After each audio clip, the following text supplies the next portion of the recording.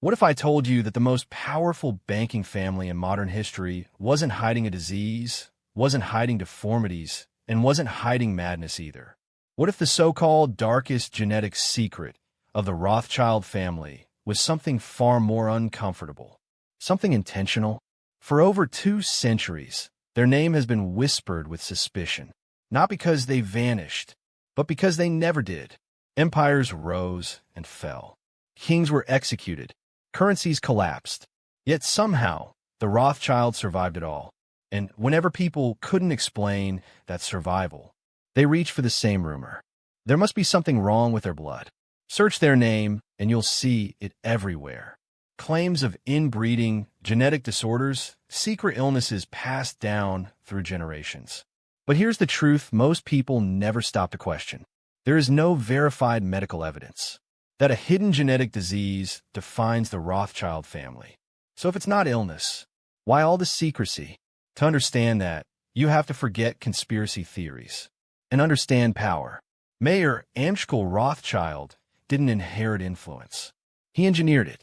In 18th century Europe, wealth alone wasn't enough to survive. New money was hunted. Rising families were broken apart through marriage, inheritance disputes, and political traps. The fastest way to destroy a powerful family was to divide it from the inside. And the Rothschilds noticed something most people missed. Money leaks. Power attracts enemies. But bloodlines are protected differently. So they made a decision that would follow them for generations. Not a genetic one, a strategic one. They kept marriages close. They kept finances internal. They kept loyalty above romance. Not because they were obsessed with blood purity, but because they understood control. Control over assets. Control over information. Control over decision-making. This wasn't unique to them. European royalty did the same. Aristocrats did the same. Even political dynasties did the same. The difference was simple. The Rothschilds succeeded too well. And when people see success they can't replicate, they don't ask how it was built.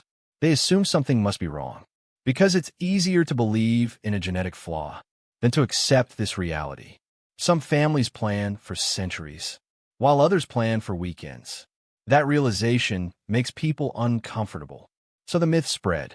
A dark genetic secret, a hidden defect, a cursed bloodline.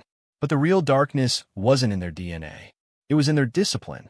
Family wasn't treated like an emotional space. It was treated like an institution. Children were raised knowing expectations early. Privacy was enforced without compromise. Marriages weren't about passion first. They were about alignment. That level of control creates stability. But it also takes something away. Freedom. Freedom to choose anyone you love. Freedom to disappear into anonymity. Freedom to fail without consequences echoing for generations. That's the price most people never talk about. Not disease.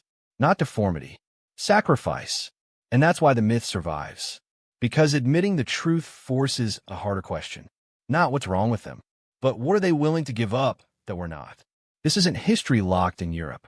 Modern American dynasties follow the same principles. Finance, tech, politics, different industries. Same logic. Most people miss it because myths are more entertaining than structure. So here's the real question. If you had the choice, would you trade personal freedom for generational power? Would you live a controlled life so your family name never fades? Comment below one word only, power or freedom.